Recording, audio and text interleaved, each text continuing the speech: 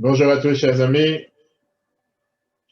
Nous sommes ce soir dans le dernier cours de la série Un cadeau du judaïsme à l'humanité, les cadeaux que le judaïsme a apportés à l'humanité. Et ce soir, chers amis, nous allons passer ensemble les derniers épisodes, qui est le sujet majeur, comment sortir de la spirale négative. Comment s'assurer que même dans parfois, quand il y a des situations difficiles, comme c'est, on va dire, la situation actuelle, si on peut dire dans le monde, comment s'assurer que même dans ces situations difficiles, on puisse évoluer, on puisse changer, on puisse être pas seulement quelqu'un de positif, mais voir justement quel est le cadeau que l'humanité a amené, que le judaïsme a amené à toute l'humanité tout entière. Et c'est très riche. Pourquoi c'est très riche? Parce que on va voir comment des choses qui aujourd'hui sont prises pour acquises, sont prises comme si c'est un dû, comme si c'est quelque chose qui est tout à fait normal. On va voir comment, à l'époque, c'était quelque chose qui n'était pas du tout un dû, et au contraire, c'était quelque chose qui était même difficile à croire, voire difficile à comprendre pour certains. Et donc, le thème de ce soir, suite aux premiers 5 cours qu'on a déjà eus, on peut revoir sur l'application Torah. Ce soir, on va voir le numéro 1 qui est, on avait vu dans le premier cours, la responsabilité sociale. Deuxième cours, on avait vu, c'était quoi? La mission d'ordre public avec Abraham, le père du monothéisme.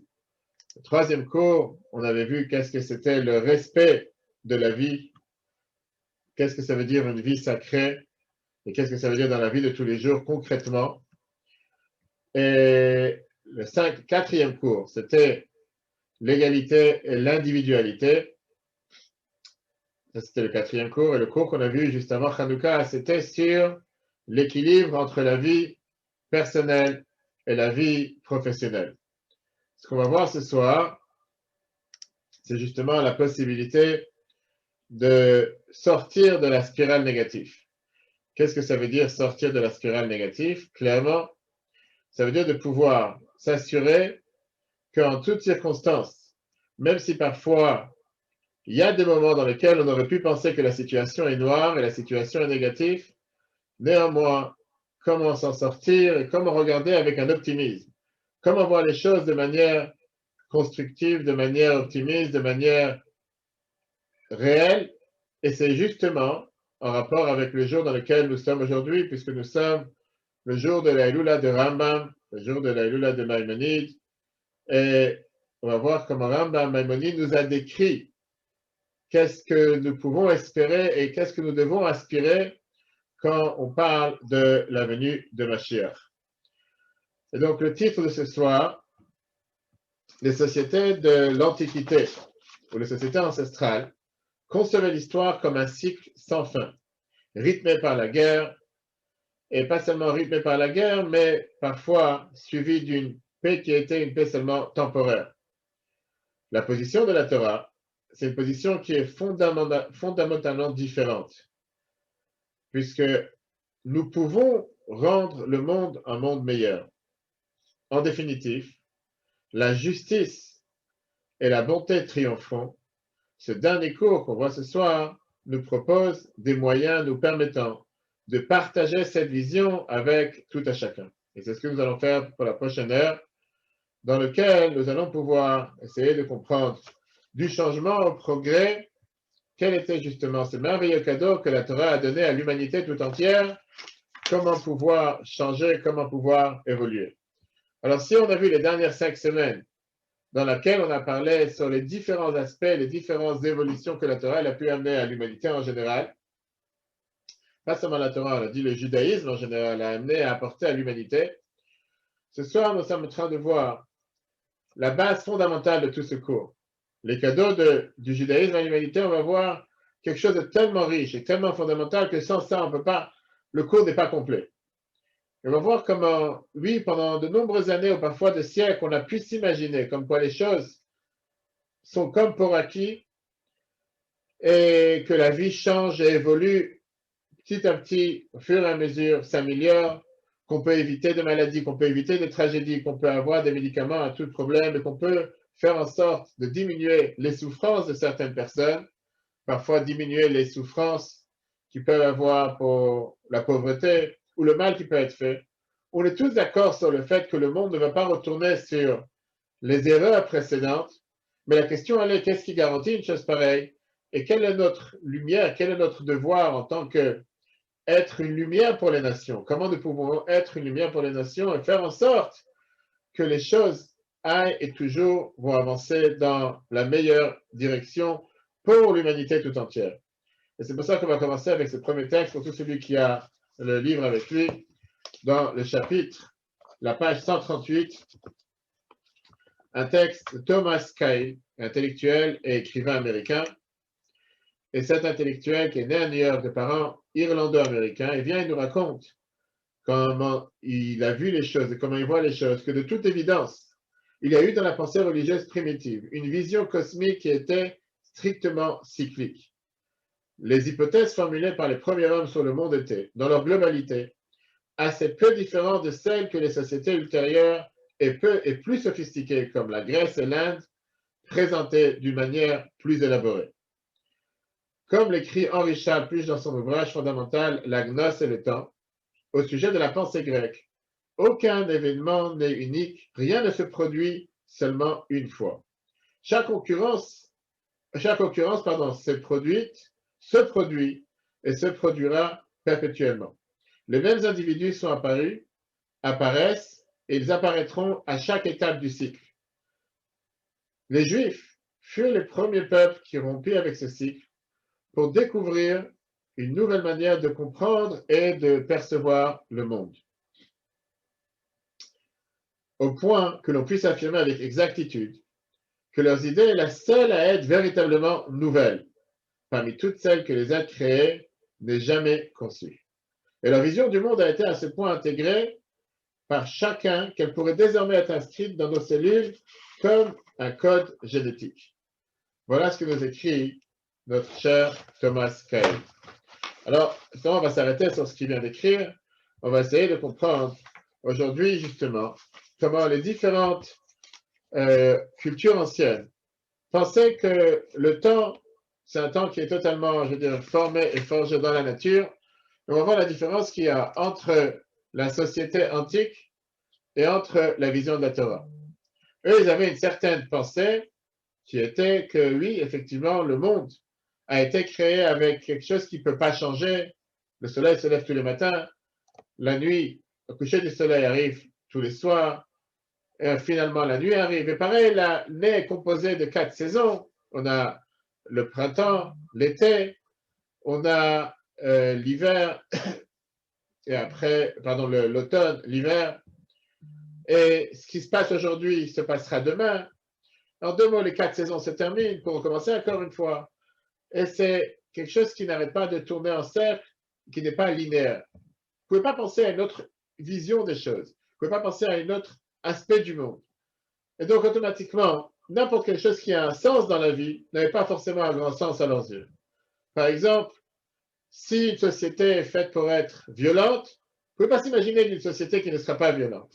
La pensée, elle était, tu ne pourras pas arriver une fois un leader qui va venir avec son fameux discours « J'ai un rêve » d'une nouvelle atmosphère, d'une nouvelle idée, d'un nouveau monde. Pour eux, c'était quelque chose que, si quelque chose est négatif, devrait rester négatif. La Torah, elle est celle qui nous a montré cette pensée qu'on appelle la pensée messianique, la pensée de l'ère messianique. Et comme on va voir ce soir, ce n'est pas juste une pensée de l'ère messianique, mais c'est une vision du monde qui est totalement différente et qui est importante pour l'humanité tout entière. Parce que la Torah, elle pense, c'est ce qu'on va voir dans le cours ce soir, que le temps n'est pas un temps qui tourne en rond, qui tourne en cercle, c'est un temps linéaire. Qu'est-ce que ça veut dire un temps linéaire? On va voir comme quoi la Torah, elle le montre. Et c'est le premier des livres, le premier, la base, la Bible, qui nous a montré comme quoi le monde, on n'est pas figé, on n'est pas enfermé dans une boîte, on n'est pas enfermé dans un cercle, mais au contraire, on peut changer. On a le devoir, la possibilité et surtout les forces pour pouvoir changer les choses, que les choses ne soient pas tout le temps les mêmes. Alors c'est vrai que le temps En règle générale, la Torah, elle considère le temps comme un changement, puisque la Torah considère que le lendemain doit être différent d'aujourd'hui, différent d'hier. Dans la société dans laquelle nous sommes, il n'y a rien d'éternel, il n'y a rien qui ne peut pas changer. Le temps, c'est quelque chose qui nous transporte d'un endroit, d'un point vers un autre point. Et ça, c'est d'ailleurs toute l'idée de vouloir avancer, ce qu'on appelle aujourd'hui les nouvelles technologies, tout ce qui est nouveau, tout ce qui devrait changer. Quand tu parles d'une société qui est en forme de cercle, pas en forme linéaire, ça pourrait penser que Dieu qui a créé la nature, il n'est pas capable de changer quoi que ce soit. C'est un cercle vicieux, si on peut dire, qui ne changera jamais. Et bien, la Torah nous dit que non, Dieu a créé le monde d'une manière qu'il peut le changer à chaque instant. Mais il a donné cette capacité à l'humain, que chacun fait partie de cette force, comme on l'a vu dans les précédents cours, que Dieu nous a donné la possibilité de s'associer, d'être un partenaire dans la création du monde. Et donc, on a le devoir de chercher comment changer, comment améliorer le monde à chaque instant. Et comme on l'a dit depuis le départ, dans ce cours, on vit avec, si on peut dire, c'est un cours du grand rabbin Sachs, Jonathan Sachs, qui est le grand rabbin d'Angleterre, qui nous a quittés il y a quelques semaines. Vous allez voir comment il écrit ça dans son merveilleux livre, dans son livre qui était radical à l'époque, radical maintenant. Le grand rabbin Sachs écrit la phrase suivante dans le texte numéro 2, page 139. Il y a dans le judaïsme une notion d'acceptation, ce qu'on appelle le tziduk hadin, acceptation du verdict. C'est celle qui accompagne la souffrance et la perte. Elle consiste à dire que tout ce que Dieu fait, c'est pour le bien, pour le meilleur. Cependant, la loi juive nous demande d'accepter uniquement ce qui ne peut pas être modifié. Or, il y a pas mal à venir qui ne puisse être changé. Il n'y a pas de mal à venir qui ne puisse être changé. L'importance de tout cela est fondamentale. Le genre littéraire majeur de la Grèce antique était la tragédie. Et celle-ci naquit dans l'idée qu'il y a un destin, moira, et que celui-ci est inexorable. L'homme lutte contre lui, mais son combat est systématiquement voué à l'échec. La tragédie, au sens grec du terme, est un concept qui est littéralement impossible de traduire dans l'hébreu biblique. Non seulement un tel mot n'existe pas en hébreu, mais bien plus, il ne peut pas exister dans la doctrine même du judaïsme, car il n'y a pas de destin qui soit inévitable. Notre époque est celle des mysticismes orientaux et de l'ère nouvelle, celle des différentes formes de thérapie. Le mysticisme est une manière d'accepter le monde en se plaçant au-dessus de lui.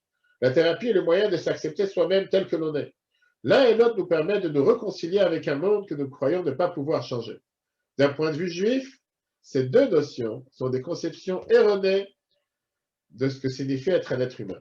L'acceptation de ce qui est effectivement indique que l'on a failli à entendre l'appel de ce qui devrait être. Le grand Rabbin, dans ce dernier paragraphe, il vient et nous montre comme quoi, grâce à la Torah, c'est vrai que la majorité des humains aujourd'hui s'imaginent et regardent le monde d'une manière qui pourra changer. Il y a encore des situations dans lesquelles on a parfois une vue fataliste des choses en se disant que non, les choses ne changeront pas. Et donc, on est parfois tenté à accepter la situation telle qu'elle est en se disant qu'on ne pourra pas la changer.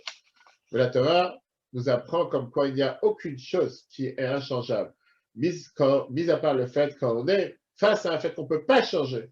À ce moment-là, on l'accepte. Comment on va savoir, j'espère? Tout d'abord, on sait très bien que quand quelqu'un il est au siège, j'ai la chance d'être revenu des hôpitaux, quand quelqu'un il est près d'une personne, malheureusement, qui est en phase finale, que Dieu nous en préserve, qu'il reste quelques minutes pour vivre, qu'est-ce qu'une personne juive fait en général? La première des choses qui nous vient dans la tête, c'est de prier. Priez pour cette personne.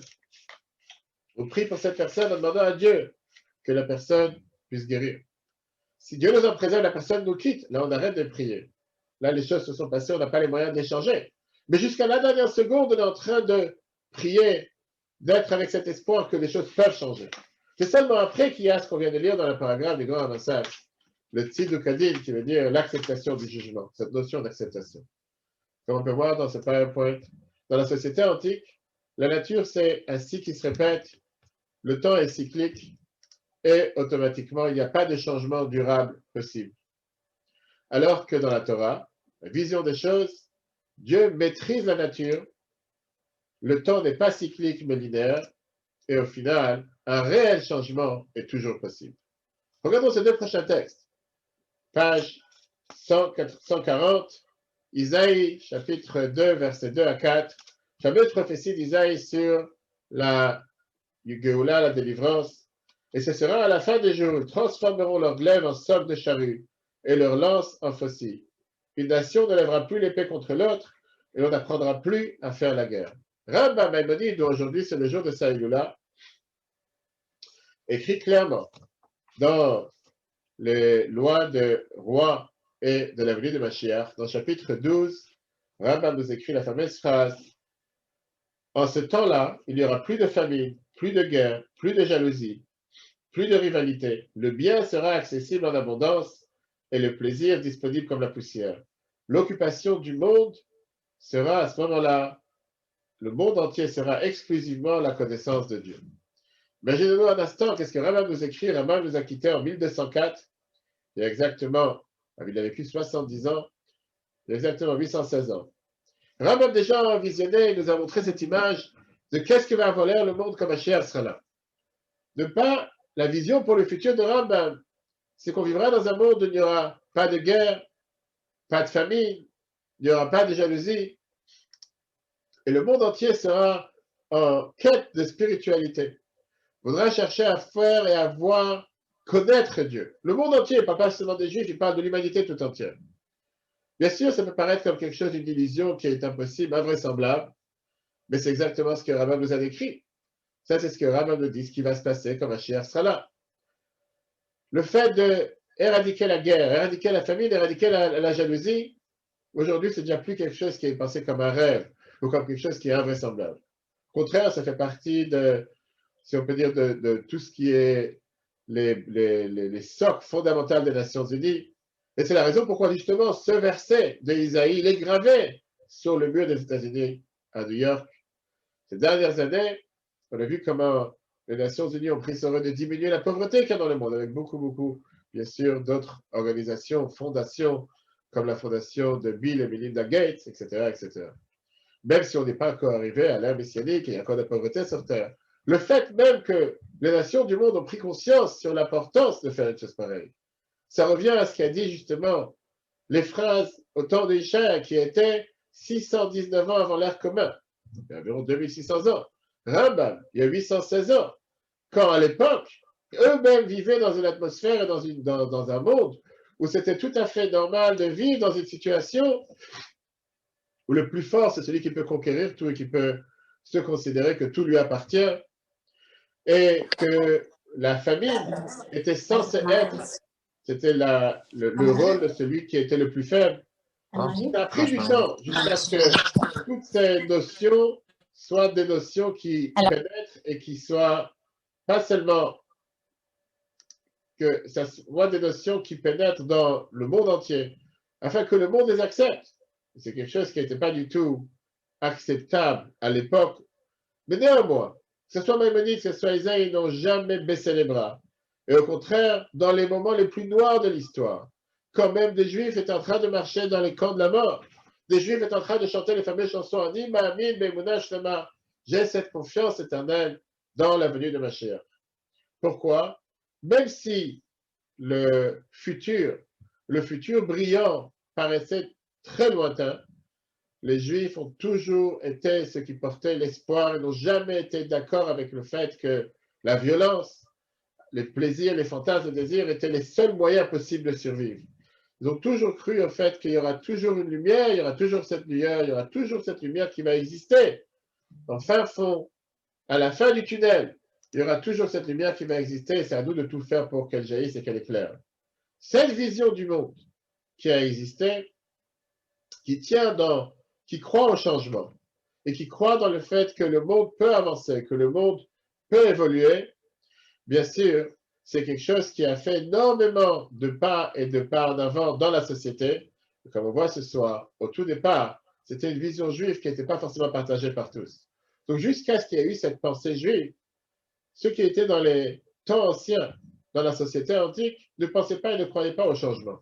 Les Juifs étaient les premiers qui ont cru sur cette idée de se dire que puisque le temps est linéaire, on est en train d'avancer dans un chemin de non-retour, avancer vers le positif, avancer vers la lumière, avancer vers le progrès, avancer vers la médecine, avancer vers la technologie. Et c'est exactement ce que Rambam Maïmonide nous décrit il y a 800 ans et que Isaïe nous a décrit il y a 2600 ans. À part le fait que la Torah est celle qui nous donne justement cette vision du monde, qui nous donne cette vision des choses, avec cette confiance et cette certitude qu'on peut y arriver, la Torah est celle qui nous a donné aussi, si on peut dire, cette roadmap, ce plan d'action, comment y arriver, ce plan de comment pouvoir arriver à ce but que nous aspirons tous à vivre à l'intérieur de ce but. Et c'est pour ça qu'il faut d'abord essayer de voir quelles sont les bases, les socles, les bases fondamentales sur lesquelles la Torah est basée. Dans nos jours, on peut regarder parfois certaines personnes considérer un Dieu comme un Dieu ou une entité ou une conduite comme quelque chose de banal. Par exemple, quand on parle de la prostitution ou quand on parle de n'importe quelle relation interdite d'après la Torah, certaines personnes diront oui, je pense que c'est une conduite erronée, mais si d'autres personnes pensent différent, c'est pas grave, ça ne me dérange pas. Il y a certains aspects, comme on va tout de suite voir, quand la Torah nous parle des 10 commandements, comment la Torah nous montre qu'avec les 10 commandements et les 7 mois de Noach, c'est justement le moyen le plus adapté pour que le monde vive dans cette vision d'ère messianique, qu'on peut se l'adopter dans la vie de tous les jours au moment présent. Regardons sur le pain pour qu'on va tout de suite voir. Le monothéisme, c'est celui qui a abandonné le cadeau de l'éthique. Parce que quel est justement ce sentiment d'objectivité? Est-ce qu'il peut y avoir quelque chose qui est totalement erroné seulement parce que nous sommes objectifs face à cette chose et on pense que c'est quelque chose qui est une erreur? Et est-ce que quelque chose que nous pensons qui devrait changer ou qui devrait être différent peut être seulement dans la logique d'une personne ou il doit avoir, si on peut dire, une source qui est beaucoup plus élevée, beaucoup plus haute? La Torah était la première à montrer, à donner au monde l'idée comme quoi il y a cette entité qu'on appelle Dieu qui est unique, comme on l'a expliqué dans les premiers cours. La différence entre le monothéisme et le reste des croyances, les croyances païennes qu'il y avait à l'époque, qui fait que c'est quelque chose qui est pas seulement pas donné à débattre, à douter, mais c'est le fait qu'il y a cette une seule autorité, ça nous donne le moyen de pouvoir être convaincu que c'est seulement cette autorité qui a les bases solides pour pouvoir faire véhiculer ce message avec certitude et surtout avec un chemin qui nous amène jusqu'à l'ère messianique. Il y a de la différence quand on regarde entre les croyances païennes à l'époque, qui étaient plusieurs dieux, dans laquelle ils considéraient que la moralité est subjective.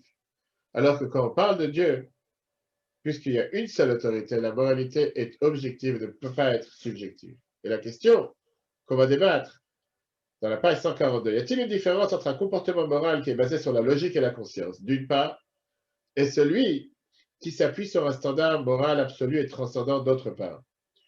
La source des convictions morales a-t-elle une quelconque importance? Certains peuvent dire, quelle différence qu'il a dit, d'où ça vient? Si c'est la logique qui me dit que je devrais faire telle ou telle chose, pourquoi pas? Le fait que c'est moi qui décide que telle chose est valable ou pas, automatiquement, je suis libre de changer mes pensées en fonction du temps ou en fonction du vent. Je ne peux pas non plus obliger ou faire en sorte que quelqu'un d'autre pensera de la même manière. Parce que qui dit que mes pensées obligent une autre personne? Par exemple, ça n'oblige pas à penser à qui que ce soit que ceux qui se comportent en disant qu'ils croient en Dieu vont toujours se comporter de manière juste et droite. Ce n'est pas la situation. Puisqu'on sait très bien ce qu'on apprend dans le Tanya, comme quoi on est tous créés avec un mauvais penchant, avec une tendance à pouvoir faire du mal et parfois se comporter pas avec les valeurs éthiques et morales comme on aurait dû se comporter.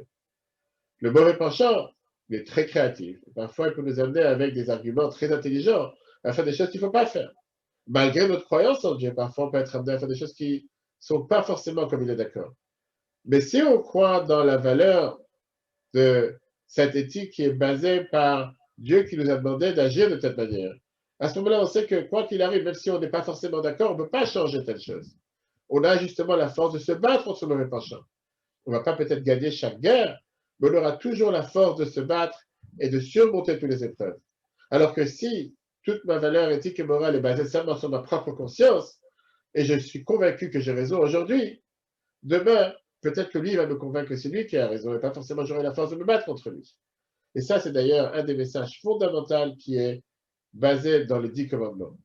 On sait très bien qu'avant le commandement de ne pas tuer, de ne pas voler, il y a d'abord le premier commandement qui est « Je suis Dieu ton Dieu ». Ça veut dire que moi, j'ai créé tout du néant à l'existence. C'est moi qui t'ai créé. Et c'est moi qui te dis, Dieu parle, de ne pas voler, de ne pas tuer. Et c'est pour ça que ces choses sont interdites.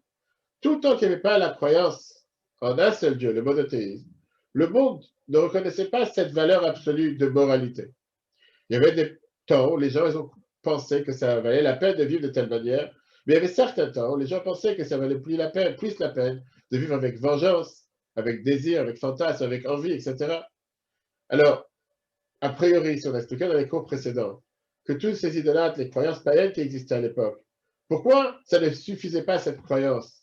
Ils avaient aussi des croyances dans un être suprême. Pourquoi ça ne pouvait pas suffire pour pouvoir fixer ces standards, ces valeurs éthiques absolues? Et la réponse, elle est parce qu'on a besoin, afin qu'une valeur suprême, afin qu'une valeur absolue soit la valeur correcte, exacte, qui véhicule à travers tous les temps, tous les vents et tous les marées, on a besoin d'avoir 3 qualités.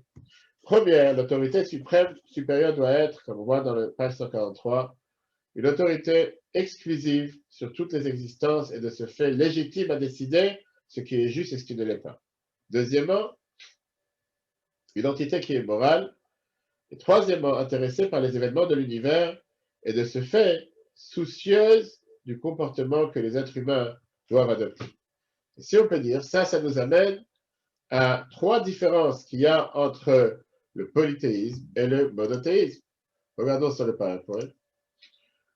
Les croyances païennes, le fait qu'il y a plusieurs autorités, automatiquement, ça veut dire qu'il y a plusieurs normes, alors que dans la croyance de la Torah, il y a une seule autorité, c'est une seule norme. Dans les croyances païennes, on avait les dieux se comportent de façon immorale, alors que dans la Torah, Dieu est juste et il est forcément moral. Troisième point, dans les croyances païennes, il y avait une indifférence au monde, alors que comme on a appris, si vous vous rappelez, dans le premier cours sur la bienfaisance, qui était la responsabilité sociale, Dieu se soucie du monde.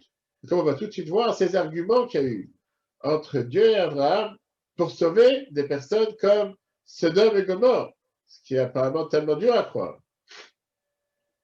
Quand Abraham il a enseigné la croyance dans le monothéisme, il nous a appris comme quoi Dieu, c'est la seule autorité et la seule norme.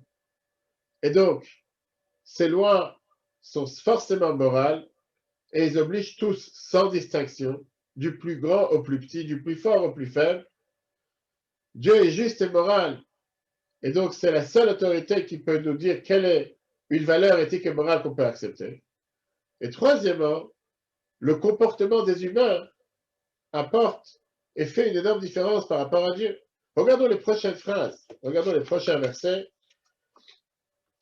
et on va voir comment, dans les prochains versets, on voit comment ils établissent que Dieu lui-même, c'est la seule autorité régissant l'univers. Le fait de la moralité est celui qui se soucie de la moralité des hommes. Voilà le dialogue qui s'est passé dans le Chumash Bereshit entre Abraham et Dieu. Chapitre 18, versets 20-21, ainsi que les versets 23-25. Dieu dit à Abraham, la plainte de Sodome et Gomorrhe est si grande, leur faute est si lourde, que je descendrai et verrai s'ils ont agi aussi mal que la plainte parvenue jusqu'à moi. Si c'est le cas, je les détruirai. Qu'est-ce qu'il dit à Abraham? Se présenta devant Dieu et lui dit, détruirais-tu le juste avec l'impie? Peut-être y a-t-il 50 justes dans la ville. Détruiras-tu et ne sauveras-tu pas l'endroit pour le mérite des 50 justes qui s'y trouvent? Qu'ils soient éloignés de toi, de faire pareille chose, de tuer le juste avec l'impie, de traiter le juste comme l'impie. Que cela soit éloigné de toi. Celui qui juge la terre entière ne rendrait-il pas la justice? Ça nous montre ici plusieurs points. Point numéro 1, ça revient à ce qu'on a dit tout à l'heure. Le fait que Dieu ait une seule autorité, le juge de la terre entière, Abraham le déclare. Abraham montre qu'il ne peut pas avoir d'autres juges. C'est pas possible une chose pareille. C'est vrai que le comportement des gens de Sodome et Gomorrhe a fait en sorte que Dieu s'est dit, je ne peux pas laisser un tel comportement se continuer. De l'autre côté, on voit comment Abraham lui-même réussi, si on peut dire, avec son argument, à débattre avec Dieu en disant que puisque Dieu c'est un juste et juste et moral, que cela soit éloigné de toi. Dieu lui a dit, tu ne peux pas faire une telle chose. Et à la fin, on voit la dernière phrase dans laquelle il dit, celui qui juge la terre entière ne rendra pas-il justice? On voit comment Abraham est en train de nous dire, nous amener ce cadeau du judaïsme à l'humanité qu'on est en train de parler aujourd'hui, ce monothéisme juif qui a donné au monde ce cadeau de les valeurs éthiques et morales de manière absolue. Et ça a commencé depuis Abraham. Et on ne fait qu'avancer pour créer, rendre ce monde un monde meilleur. En commençant par Abraham, mais ça ne s'est pas arrêté avec Abraham. Puisque quand on parle de valeurs éthiques et morales de la manière la plus absolue, on va voir comment dans les 7 lois de Noah, comme Rambam nous décrit, c'est justement le plan de route pour s'assurer que le monde ait cette stabilité, cette tranquillité, cette sérénité de manière éternelle.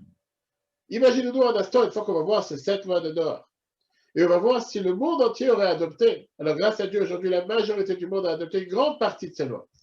Mais si le monde aurait adopté tout le temps sans différence, le monde aurait été déjà en ère messianique. Regardons ce que Rambam nous écrit dans les lois de Melachim, les lois de roi, chapitre 9, verset 1. Adam, le premier homme, reçut 6 injonctions. Interdiction de l'idolâtrie, numéro 1. Numéro 2, interdiction, le respect du Créateur. L'interdiction du crime. L'interdiction des relations sexuelles illicites. L'interdiction du vol. L'édiction d'une législation. À Noah, Dieu a ajouté une interdiction, la consommation d'un membre d'un animal vivant. Ces mitzvot sont connus comme les 7 lois de Noah. En vérité, c'est 7 groupes qu'on peut départager dans beaucoup de détails. Et on voit avec ça ce plan de route que Dieu donne pour l'humanité. Prenons le premier. Quand on parle de l'idolâtrie, donc là on vient de voir, si vous voyez sur le PowerPoint de 7, l'idolâtrie, le respect du Créateur, relations sexuelles illicites, crime de sang, et après on a le vol, la cruauté envers les animaux et le système judiciaire. Quand on parle de l'idolâtrie, c'est le fait de croire le respect du Créateur, une moralité absolue, un objectif de réalisation personnelle.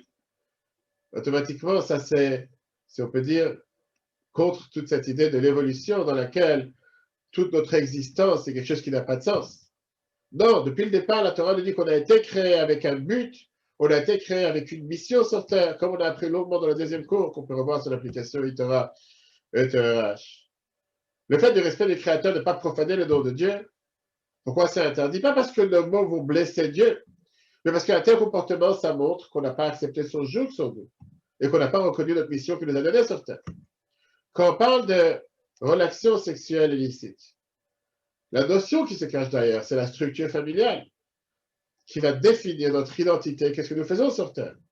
Parce que si la structure familiale n'est pas une structure sécurisée, automatiquement, chaque individu n'est pas sécurisé. Et c'est la raison pourquoi la Torah considère que toutes ces relations conjugales, la structure familiale, c'est quelque chose de sain. La Torah connaît très bien l'humain, avec ses pulsions, avec ses fantasmes, avec ses désirs.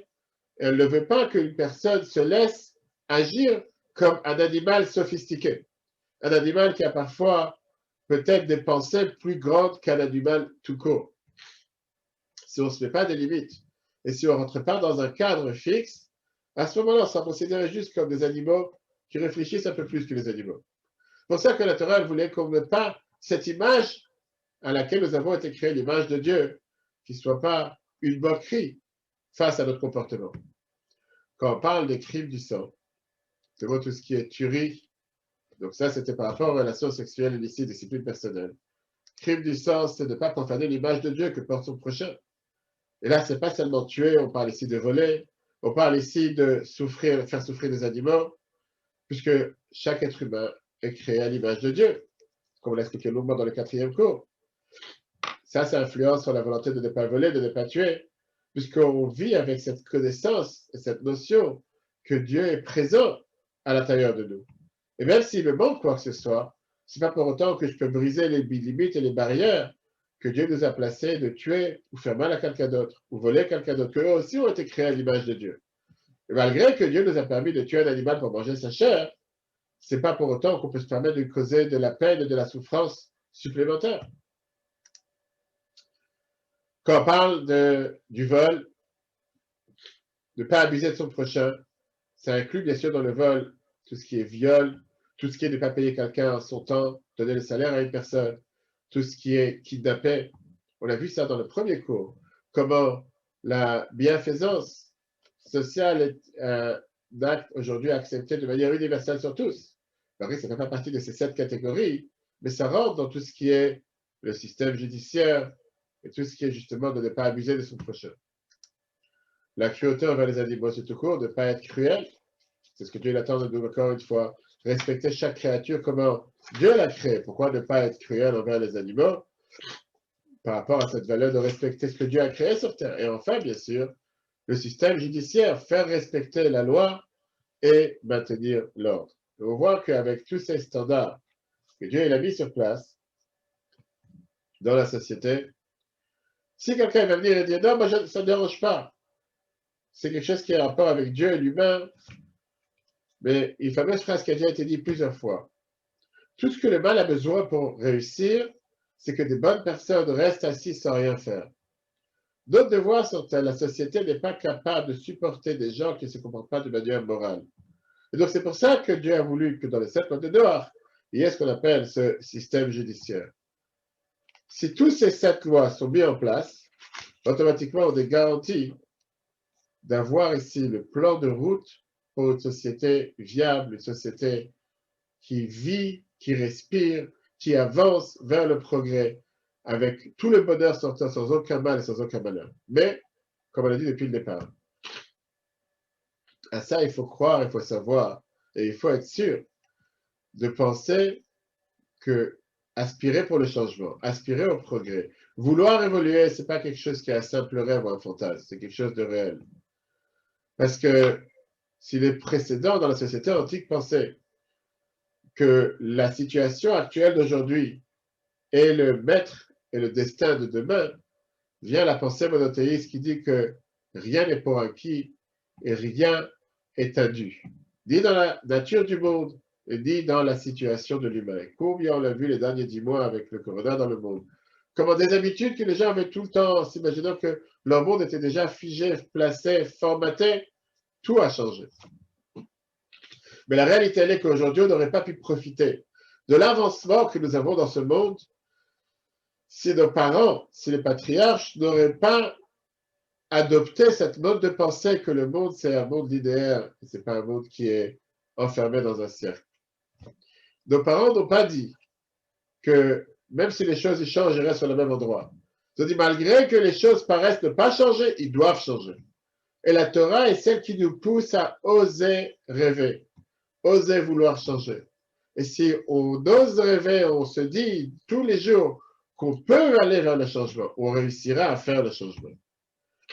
Donc le rôle que Dieu attend pour chacun d'entre nous, si on vient de voir dans ce cours les 2 points, les 2 premiers cadeaux importants, le fait que le temps est l'idéal, le fait qu'on peut changer et on peut aspirer au changement si on va investir dans le changement.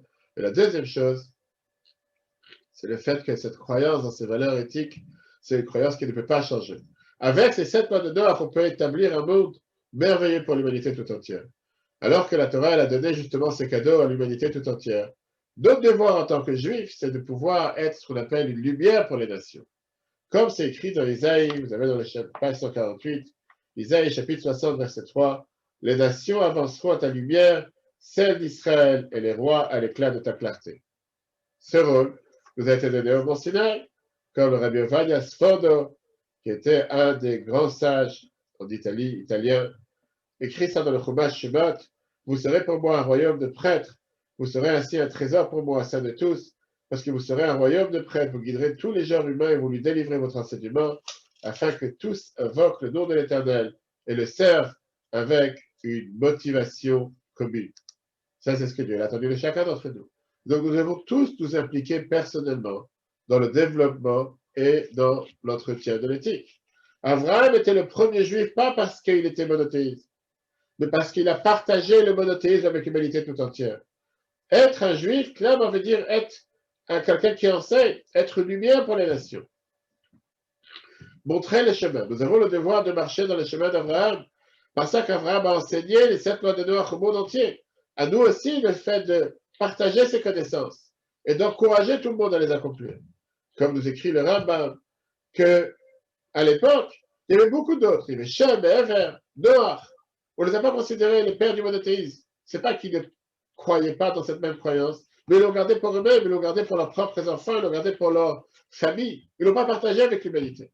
Le premier qui a eu ce courage de le partager avec l'humanité tout entière, ça c'était Abraham. Regardons maintenant comment les autres croyances, que ce soit le catholicisme ou l'islam, que ce soit le catholicisme il y a 2000 ans, l'islam au 7e siècle, de certaines manières, Rambam, Maïmonide nous le dit, il y a 816 ans, eux aussi ont eu cet impact positif pour arriver au même but. Malheureusement, dans certains cas, ils ont eu aussi un impact négatif. Regardons d'abord l'impact positif qu'ils ont eu.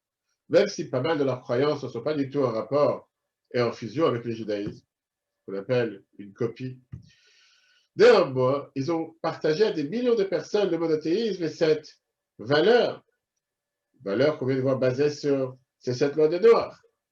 Rambam, déjà, dans le XIIe siècle, met un paragraphe qui a été censurisé de la majorité des livres à l'époque, pendant des centaines d'années, parce que c'était à caractère provocateur. Mais les dernières décennies ou les derniers siècles a été réimprimé dans Rambam. Et Rambam écrit dans les lois de Mlachim, on peut le voir dans la page 149, la conception du Créateur défie la compréhension humaine, car ses voix ne sont pas les nôtres, tout comme ses pensées ne sont pas les nôtres. De ce fait, c'est tout ce qui advint à Jésus de Nazareth et à Mohamed Ismaélite, qui vient après lui, n'a d'autre objet que de frayer le chemin du roi Mashiach et de préparer le monde entier à la période où laquelle tous les hommes serviront Dieu ensemble. Ainsi qu'il est dit, alors, je purifierai le langage des peuples afin que tous invoquent le nom de l'Éternel et le servent avec une motivation commune. De quelle manière? Grâce à ces religions, le monde s'est déjà empli des propos du Mashiach, des paroles de la Torah et des discours de Mitzvot. Ces propos se sont répandus jusqu'à dans les îles lointaines, auprès de nombreuses nations au cœur insensible, et ces concepts sont devenus pour elles un sujet de discussion courante. Si on lit ce texte que Rambam nous écrit, on voit ici comment c'est dit clairement que l'influence positive du christianisme et de l'islam, c'était en route vers l'ère messianique. Le fait que c'était un moyen de diffuser cette vision messianique des choses, en termes que le temps c'est un temps linéaire, et la notion de la Torah et les mitzvot, de reconnaître dans cette valeur éthique absolue et les 7 lois de Noach. Ça ne veut pas dire qu'il faut suivre ces notions et ces croyances pour le peuple juif. Ils ont adopté pas mal de notions du judaïsme. Dans pas mal d'endroits, ils ont aussi fait rentrer des idées qui étaient totalement étranges au judaïsme. Malheureusement, beaucoup de juifs pensent que c'était exactement les mêmes idées qui sont véhiculées dans la Torah, mais c'est malheureusement une grande erreur. Là, la question qui se pose, si nous, on a le devoir de partager ces 7 lois de Noach, pourquoi on n'a pas vu cette action du peuple juif dans les décennies, dans les siècles précédents? Pourquoi on avait besoin d'avoir ces autres religions qui partagent leur message et pas les juifs eux-mêmes? Et la réponse, elle est, et là on vient de voir l'aspect positif de ces religions, mais il y a eu aussi l'aspect négatif. L'aspect négatif était que puisque ces croyances sont devenues dominantes, leurs dirigeants ont entraîné un certain mouvement qui est devenu dangereux pour le peuple juif de partager ses valeurs éthiques et morales. Et ça a empêché les juifs à prendre part dans leurs notions et remplir leur mission. Regardons comment le Rabbi décrit ça dans un merveilleux discours, dans le texte numéro 8. Il est bien connu dans l'histoire d'Israël des époques passées que les juifs se sont toujours abstenus d'actions qui auraient pu être interprétées comme du prosélytisme, y compris lorsque de telles conversions n'étaient pas interdites par la législation locale, et même lorsque le candidat à la conversion se présentait de sa propre initiative. A fortiori, n'ont-ils jamais mené une campagne qui aurait pu être perçue comme une invitation à d'encouragement à la conversion? En ces contrées, telle attitude aurait pu être dangereuse, susciter des troubles et des mises en accusation. Bien plus, on aurait pu se servir de cela contre les juifs d'autres pays. Il est bien évident qu'il était tout aussi dangereux d'encourager les non-juifs à mettre en pratique les sequoias noachim. car ceci aurait également pu être interprété comme une intrusion dans leur foi.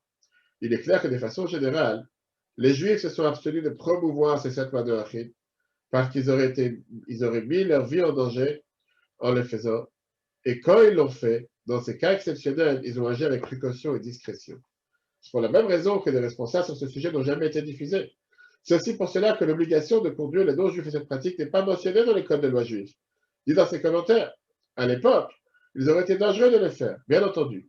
Lorsque tous ces risques disparaissent, comme c'est dans le cas de notre société, l'obligation de promouvoir les lois de Achid s'applique effectivement. C'est ce que la Bible nous écrit.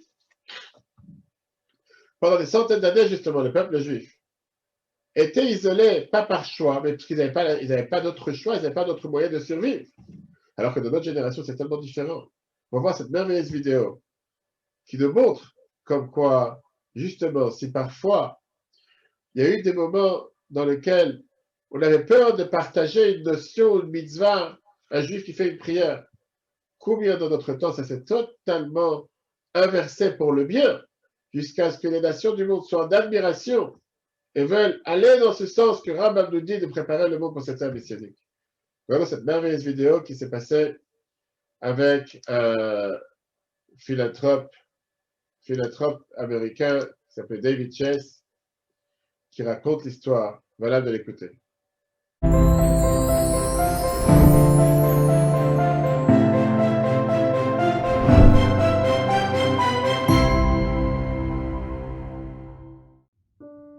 David Chase was a prominent businessman and philanthropist. He led numerous charitable efforts for the Chabad movement. He was appointed chairman of the board of the Rabbinical College of America in Morristown, New Jersey in 1967. In 1984, he was appointed by the Rebbe as chairman of the Machne Yisrael Development Fund. The Rebbe had a birthday. And we all rejoiced in the fact. And I received a memo. Dear Reb Tovia David, it is not proper for a friend, ask a friend for a birthday gift. But in your case, because of the relationship that we have, I would ask you to give me a birthday present, which in fact would result in you putting on tefillin and saying at the Shema Yisrael. And if you can't do any more, I'll be satisfied with that. From the day I made a commitment, I put on 1,000 tefillin, and I never failed to do it one day. And I'm really proud of it. Even today, when we are sometimes underwater and gets a little shaky, it's tough to stand up and daven it, but one way or the other way, I still do it. The Rebbe got a big kick out of it. He kind of lectured on it for a while. Als ich wäre ein Jid und da ist zerrechtet, mehrlich Jahre wie schon im Tevi sein, ihm bin ich besser, wo der Ewigster hat ihm geschenkt mit einem Chosim, zwischen sie Echet geschenkt ihm von Nutzen Gesundheit, a Schiffel. Wir loschen am Medina, a Yacht. Als wird der Mied bei Mieden hat ihn gepeilt, als darf sich nicht schämen, der Miet, was Said bechaye jem jem. Und nicht sich nicht schämen, nicht für Iden schämen sich, nicht für nicht Iden schämen sich. Bis wann ist das Angehen durchführen, als bepeilt. Bis sei Reis gefahren, Kedarke Misman, auf ein paar etliche Tage. Aber haben die Jemea Chefisch auf sein Yacht, Bishas vielleicht kommen, man hat viele, der gewusst hat, die viele, Schmeine Esre, die viele Samide, darf sein Pondam Yerushalayim, hat gedacht wissen, wo sie gefühlt sich Misrach. Weil sie kommen, das ist gefühlt nach sein, die Kafayach, ich darf mir nicht wen und einzige Eize aufzufragen, bei dem Kapitän, bei dem Reisha Chevel, von der Yacht, wo sie gefühlt sich Misrach. My sleeping quarters are below, on the lower part of the boat. The pilot house is the upper part of the boat. In the morning when I got up, when we're on the way, I called them up. I said, by the way, Captain, what's our heading? It was the north, south, east, west, so many degrees. For 2-3 times when I asked him originally, he said to me, Mr. Chase, gave me such and such and such and such. Then one day he says, are you studying right now to be able to run? Are you trying to learn how to run a boat? You're studying navigation? I said, no. I said, the only thing, because I knew some of it, but I said, the only thing I would want to know, his name was Dick Winters. I said, Dick, what I want you to know is that I every morning pray to God before I go upstairs, before I have breakfast.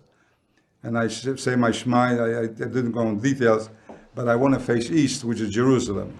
Über sie sagt als nicht gucken dich auf drüber, Sergor am Matzliach in Asoki. Und hat gedikach hat der Gerecha Chevil Bema Mishoris. Liegt ihm im Kopf, zu trachten wegen dem Ebersten 3 Mal am Tag, wie hat gedikach, und nicht nur zu Stammer trachten, nur stellt sich weg, mafsig mit Kolin Jono, und will mechaven sein, darf geponnen le Mizrach, gedei die Tfile soll sein, wie Tfile darf sein. Über sie sagt wird getan mehr trachten wegen dem Ebersten. Also wie ich das gehört mit Klei Sheni, weiß ich nicht, was mit Saim gewesen. Also machen a Prayer, aber trachten wegen dem Ebersten ist schöner Prayer. Was sie davon a Reis bepeil, das hat verbunden dem Nitiden mit der Mitzwe, wo das ist Schäler der Linien Avedizora, wo das ist der Linie von Sheva Mitzwe, eine von der Sheva Mitzwe in der Nähe. Und wie bald a Mitzwe hat in sich a Teve, a Mitzwe, gereres Mitzwe, ist a sichere Sache, das wird euch gehad a Hemmscher, bei dem Reisha Chevel, bei dem Kapf. Wo der Fall Yomim shel Yachrize, als getrechnet Efscher Ton, a Sach, wo das nicht bezedek wie Jesche. Und als der Mond, dass da eine neue Reihe von dem Ebersten hat es ihm aufgehalten. He had a wife who was one of his crew people on the boat. And we pulled into Black Island one day. He said, Mr. Chase, I wonder if you would give me permission to leave. It was a Sunday morning. To leave for an hour with my wife. If you do the davening, if you pray to God every morning, you're making me very guilty that I do not follow my faith. Please allow me to go say my prayer. I said, be my guest. I said, I'm glad that you also have a chance to pray to God and thank God. I was involved in many Jewish as well as non-Jewish causes that brought back closer the Yiddish Jewish people with the non-Jewish people. And many, many times there were examples by not even trying to, when you impress something. One of the examples was when flying to Poland at the airplane, and I had a group of people who were wanting to open up an insurance company in Poland. When we were on the plane for about 3 or 4 hours, coming from New York to Warsaw, daybreak started coming up and the morning started. I excused myself when we talked business, and I went over across the aisle to a seat, put a yarmulke, and took a prayer book, siddur, and started saying my prayers. I came back to the seat, and I excused myself. They were Christians, all the 4 or 5 people that traveled with me. And I've not heard anything about the incident about 4 or 5 years later. When I get a call, I say, Mr. Chase, do you remember when we flew to Warsaw together and such day? I said, yes, of course I do. And he said to me, he said, I want you to know that you made a tremendous change in my life. I never believed in God. I never followed anything. When I saw you doing what you did, praying to God, setting aside the business, secondary, but that was more important. I changed my whole life, and I'm grateful to you. I never forget the kindness and the direction you showed me. I said, don't thank me, thank the Rebbe, because this is the way I was taught as well.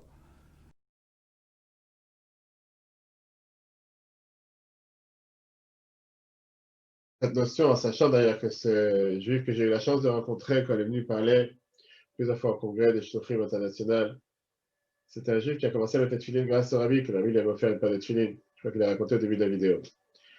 On voit ici comme quoi, comme il dit justement, c'est un message aujourd'hui universel, sans vouloir forcément avoir un impact sur qui que ce soit. Mais ces valeurs du judaïsme et la portée sont actuelles. Regardons ces merveilleux paragraphes que le Rabbi Sachs dit encore une fois dans son livre, radical à l'époque, radical aujourd'hui. Matthew Arnold a dit, c'est un poète anglais de la période victorienne. Tant que le monde existe, ceux qui voudront progresser dans la droiture viendront chercher l'inspiration en Israël, chez le peuple qui a le sens de la droiture, le plus aigu et le plus fort. Il serait plus juste de dire que cette contribution juive à la civilisation, loin d'avoir mené à bien ce qu'elle doit accomplir, a rarement été aussi nécessaire et tant urgente. Pour la première fois, nous vivons dans des sociétés plurielles, au sein duquel les Juifs ont la possibilité de prendre part au débat public dans ces termes libres et égaux. Pour la première fois depuis le déclin et la chute de la Grèce antique et de Rome, un véritable combat doit être mené entre la conception juive et néopaganisme, de la responsabilité sociale, de la sexualité, de la famille, de la sacralité de la vie humaine, de l'état de droit, de l'objectivité des valeurs morales, de l'éthique du marché et de la sphère publique. Si on réfléchit un instant, le Rav Sachs mentionne quelques exemples de valeurs contemporaines qui entrent en conflit, au moins pour certains de leur aspect, avec la vision de l'humanité telle qu'elle s'est définie par la Torah. On va souligner ensemble des éléments dans la liste suivante, que vous considérez comme les plus déterminants et pour lesquels vous estimez que la voix de la Torah devrait être entendue. Alors regardons, très simple. Quand on parle aujourd'hui de la responsabilité humaine, on vit dans un monde dans lequel on croit que nous sommes des créatures qui dépendent de la société, de la nature dans laquelle nous vivons. Par exemple, il y en a qui pensent qu'on ne peut pas changer quelqu'un qui a des pulsions négatives avec lesquelles il est né. Certains disent qu'on ne pourrait pas changer, on ne peut pas rendre fautifs des gens qui ont grandi dans la pauvreté ou avec de la maltraitance quand ils font du mal aux autres. Ça nous remet en temps arrière à la croyance païenne qui disait que justement, l'humain, c'est comme un animal un peu intelligent et ne pourra jamais se changer. En tant que juif, on croit dans cette vision qu'on a vue dans les premiers cours, qu'on est créé à l'image de Dieu. Et on a le choix et la possibilité de changer qui est ancrée à l'intérieur de chacun d'entre nous. Dieu a créé de chacun d'entre nous avec un but, comme on a vu dans le deuxième cours. Et donc, on a la possibilité d'avoir ce libre arbitre, de se changer et changer notre entourage pour le meilleur. Quand on parle de la sexualité, c'est vrai que dans les années 60, il y a eu cette révolution de la vie sexuelle. Mais si cette révolution a amené à avoir une approche différente, avec un comportement plus adapté, c'était en un sens une révolution positive, mais ça a aussi commencé cette époque que tout est acceptable, où on a vu malheureusement les dernières années, qui a amené avec énormément de cas de pas seulement exploitation du corps féminin, exploitation de la femme tout court. Aujourd'hui, l'utilisation qui est tellement élargie de la pornographie a touché des gens qui aujourd'hui ne s'en cachent même plus. Aujourd'hui, on est tellement confronté à des cas de trahison qui ont déboussolé, qui ont séparé des familles tout entières. Et donc la Torah nous fait appel et nous rappelle le devoir de rappeler cette sanctification des relations conjugales. Quand on parle de la famille, on vit dans un monde malheureusement où le divorce est devenu totalement une norme acquise et les divorces ne font que grandir, croître en nombre. Beaucoup d'enfants aujourd'hui vivent de manière totalement normale dans ce qu'on appelle les familles monoparentales, qu'on a parlé longuement dans le 5e cours. Le fait que la Torah nous demande de se recenser, c'est ce qui a fait, si on peut dire, un des bienfaits de toute cette époque des derniers 10 mois, sur les valeurs réelles, les valeurs de la famille. De tout le cours qu'on a vu, si vous vous rappelez dans le 5e cours, de tout faire pour donner toujours, faire passer ce qui est plus important face à ce qui est urgent. La valeur de la vie humaine, on a vu ça longuement dans le 3e cours. Le fait d'aujourd'hui avoir des notions comme des suicides médicalement assistés, ce qui est antithèse avec les visions de la Torah. Des valeurs éthiques et le comportement, qui est un comportement qui doit être un comportement éthique. On vit aujourd'hui la majorité dans des pays capitalistes, et comme on l'a appris dans le premier cours, ce n'est pas parce qu'on vit dans un pays capitaliste qu'on doit fermer les yeux face à ceux qui appellent à l'aide. Ça, c'est une des exemples, comment la Torah veut qu'on se comporte dans la société en général. Et bien sûr, avec l'objectivité face aux valeurs morales, ça, c'est une société qui parfois dévie de cette loi de Noah, en se disant, oui, que ces lois sont des lois intéressantes, des valeurs intéressantes, mais basées sur notre propre conscience, notre propres idées. Et c'est justement le prochain texte qu'on va voir, dans lequel certains diront qu'on peut très bien avoir ces valeurs qui sont chères au judaïsme, mais en les détachant de leur source. Et c'est ce qu'on va voir comme nous explique Will Harberg, que si on les détache de leur source, automatiquement, pas forcément qu'il en restera grand-chose. Will Harberg est un théologien, professeur agrégé d'études juives de philosophie sociale à l'université de Drew. Voilà ce qu'il écrit. Les principes moraux de la civilisation occidentale dérivent tous d'une tradition qui prend racine dans l'écriture et qui revêt un sens uniquement dans le contexte de cette tradition. Durant ces dernières décennies, certains intellectuels ont tenté de penser ces valeurs sans tenir compte de leur contexte religieux, car ils ont la certitude de pouvoir vivre avec une éthique dite humaniste. Cela a eu pour résultat ce qu'un écrivain a appelé la culture des bouquets de fleurs. Une fois coupées, les fleurs conservent leur beauté et leur parfum d'origine, à condition qu'elles retiennent encore la vitalité puisée par leurs racines désormais coupées. Lorsque cette vitalité parvient à son terme, elle flétrit et meurt. Or, il en est de même pour la liberté, la fraternité, la justice, la dignité et les valeurs qui constituent le socle moral de notre civilisation. Sans le pouvoir vivifiant de la foi de laquelle elles tiennent leur source, elles n'ont pas de sens, pas de vitalité. La moralité qui n'est pas basée sur la divinité est une maison bâtie sur le sable, incapable de résister aux caprices et pulsions, aux pressions brutales du pouvoir et de l'intérêt personnel. Et c'est vrai qu'on peut se dire que oui, on a cette confiance et on a cette croyance dans la valeur de la vie et la valeur de l'humain, sans croire que l'humain a été créé à l'image de l'homme. Mais si on ne croit pas que ça, c'est une valeur éternelle que Dieu a donnée au monde, automatiquement, cette croyance est vide de son sens, est vide de son but, parce qu'on peut avoir parfois des gens qui n'ont pas d'antécédents dans la Torah, mais qui ont des valeurs juives très fortes. Mais parfois, comme nous a dit ce Will Herberg, avec le temps, ça peut être comme un bouquet de fleurs, ça peut être une fleur qui va totalement se perdre. C'est pour ça que la voix juive est totalement importante, et c'est pour ça que la mission que Dieu nous a donnée d'être une voix pour les non-juifs. Et c'est pour ça que la Torah n'est pas d'accord avec cette idée qui est vie et laisse vivre. Parce que la Torah considère que notre devoir, d'une manière historique, n'a jamais été d'être un peuple qui suit les dogmes. Abraham a été appelé depuis le départ, le patriarche Abraham l'hébreu, à Ivry, pas les juifs. Pourquoi? Parce qu'il se trouvait de l'autre côté de tout l'univers. Le monde entier était d'un côté, lui, il était de l'autre côté. D'ailleurs, moi, c'est lui qui a développé ce monothéisme pour l'humanité tout entière. Nous sommes tous des ambassadeurs de lumière nommés par Abraham. On a utilisé chaque opportunité pour partager ces 7 lois de Noach à toutes nos connaissances. Bien sûr, juifs, mais surtout aussi non-juifs. C'est notre devoir de partager les beautés de la Torah, les beautés des mitzvot, et faire en sorte que même si on a peu de connaissances, c'est sûr que ce peu de connaissances, nous avons le devoir de le partager. Parce que, comme on l'a dit tout à l'heure, aujourd'hui, beaucoup dans la société croient dans ces valeurs de la Torah, sans forcément croire en Dieu. Mais ça ne pourra pas tenir sur le long terme. Et donc, si on veut voir la finalité de cette série qui a commencé il y a plusieurs semaines sur les cadeaux du judaïsme à l'humanité, regardons ce merveilleux texte qu'a écrit Hillel Halkin, critique littéraire, biographe et traducteur. Norman Cantor, l'historien, était un spécialiste bien connu de l'époque médiévale qui, d'après ce que l'on m'a rapporté, est l'auteur de quelques excellentes études dans ce domaine. Actuellement, il diversifie son activité. Il entreprend la rédaction de l'histoire générale des Juifs. Cantor ne fait pas un mystère de son intention de rompre avec ses prédécesseurs, ou comme il dit lui-même, selon une formulation plus au goût du jour, de les déconstruire, et pour cela de présenter ce qu'il considère comme quelques thèses originales. Mais comme cela arrive souvent, elles ont pour la plupart déjà été avancées bien avant lui par différents auteurs depuis Appion au 1er siècle jusqu'à Arnold Toynbee au 20e siècle, qui ne sont pas connus pour l'estime qu'ils portent envers les Juifs. Ces thèses peuvent être résumées de la manière suivante. L'histoire juive parvient à son terme et les Juifs sont appelés à disparaître, du fait de l'assimilation et des mariages mixtes, non seulement en diaspora, mais aussi en Israël, où une nouvelle élite judéo-arabe moyen-orientale émergera durant les siècles prochains. Mais tout ceci n'a rien d'alarmant, car les Juifs ont rempli leur rôle dans l'histoire, et d'une manière pragmatique, on n'a pas plus réellement besoin d'eux en tant que peuple spécifique. Bien sûr, dans son livre, c'est une imagination, on va dire, parce qu'on voit la réalité qui est tout à fait le contraire. L'exercice qu'on a, est-ce que le monde subirait-il une perte si les Juifs, en tant que groupe identifiable de l'histoire, s'assimilaient et sombraient dans l'oubli? Y a-t-il une idée évoquée dans ce cours qui vous servirait à répondre à cette question? Justement, quand on voit le prochain message, comme quoi la Torah nous dit que les valeurs du judaïsme et leur portée, pas seulement sont actuelles, parce qu'une éthique coupée de ses racines n'est pas pérennisée. Et la question qu'on vient de demander, est-ce que le monde subirait-il une perte si les Juifs s'assimilaient et somberaient dans l'oubli? La réponse est que non. Le partage de ces valeurs est effectif que s'il émane de la fierté d'être juif. On a le devoir d'être fiers de qui nous sommes.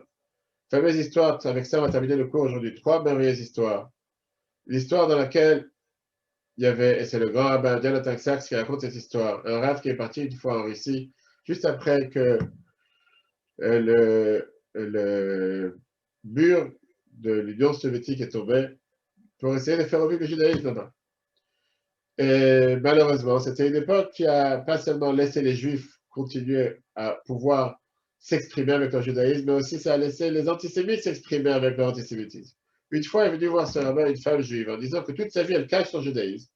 Et même maintenant, elle le fait, mais quand elle va à côté de sa voisine, c'est la première fois qu'elle entend sa voisine crier Jidovka, juive, qu'est-ce que je dois faire? Le rabbin qui réfléchit lui dit, si tu m'aurais pas dit que tu étais juif, je n'aurais pas deviné que tu étais juif. Moi, je suis habillé comme un juif et quand je marche dans la rue, personne ne me crie Gide. Quelle est la raison? La femme, elle a pensé, elle a dit, parce qu'eux, ils savent que s'ils me crient, ils m'insultent avec ce mot Jidovka, je vais être frappé, je vais être blessé. Alors que toi, s'ils t'appellent Gide, toi, tu vas prendre ça comme une louange, tu vas être fier de ce qu'ils t'ont dit. Et donc, on doit être fier de qu'est-ce que nous représentons. On doit être fier de notre Torah, on doit être fier des valeurs que la Torah nous a données. Ça ne veut pas dire qu'il faut diminuer les autres cultures. Ça veut seulement dire qu'on a le droit d'être fier avec qui nous sommes. Le grand Massax, il a raconté une fois que quand une fois il est parti à Eilat, lui et sa femme, ils ont acheté des billets pour être dans un bateau pour une croisière qui était faite en cristal, qu'on pouvait voir ce qui se passe en dessous. Quand on leur a fait savoir, quand les gens ont su autour d'eux qu'ils étaient en Angleterre, alors celui qui conduisait la croisière, il a expliqué comme quoi c'est merveilleux de voir l'architecture anglaise, ancienne, la manière d'accueillir les gens pour les Anglais, bref, la verdure qu'il y a en Angleterre. Et le grand Massax qui répond en disant, quand on voit ici ce qui se passe dans le désert, ça c'est les nôtres. Ça c'est notre fierté. La Torah appelle ça la terre d'Israël. Ce qui veut dire que sans diminuer, sans vouloir dévaloriser ce qui se passe chez les autres, on a le devoir d'être fier avec la sagesse de la Torah, les valeurs de la Torah qui nous appartient, et surtout les partager avec tous ceux avec qui nous sommes en contact. De se rappeler, comme une fois un juif qui s'est plaint devant le rabbi en disant que ses enfants ne sont pas intéressés au judaïsme. Il demande au rabbi en audience privée où j'ai fauté, où j'ai fait une erreur. Et après, il dit en yiddish la fameuse phrase « Si je vais zu sein judaïsme ». C'est tellement dur d'être un juif. Le rabbi lui a demandé « Est-ce que tu répètes cette phrase régulièrement devant tes enfants? Et est-ce que tes enfants, ils entendent le dire ?» Il a dit oui. Plein de fois, je suis arrivé à la maison, je soupire en disant « Ah, c'est tellement dur d'être un juif. » Le rabbi lui dit « Tu sais quoi? C'est pas ça qui va faire en sorte que tes enfants vont s'intéresser au judaïsme. À la place, répète avec tes enfants comment « Es ist gut zu sein judaïsme. » Comment c'est merveilleux d'être un juif. Sabino avec cette fameuse phrase qui est écrite dans le prophète de Tzfania, qui alors je purifierai le langage des peuples afin que tous invoquent le nom de l'Éternel et le servent avec une motivation commune. Malgré qu'on a tellement avancé les derniers siècles avec la propagation de cette loi de Noah, on a encore beaucoup à faire. Mais finissons notre travail et soyons sûrs que grâce à ça, on aura la venue de Mashiach. On donnera le cours avec les points clés. Le cours sera complet sur l'application eTorah sur Google et Apple. Le point numéro 1 de ce qu'on a vu ce soir. Les anciens pensaient que le temps est cyclique, que ce qui est arrivé dans le passé arrivera encore, qu'une évolution à terme est utopique. Les Juifs furent les premiers à enseigner que le progrès et le changement sont possibles. Le stade ultime du progrès universel se révélera pleinement lors de l'ère messianique. Le point numéro 2 qu'on a vu ce soir. Les impératifs de la morale sont absolus uniquement si l'on admet qu'ils sont dictés par une autorité morale elle-même absolue.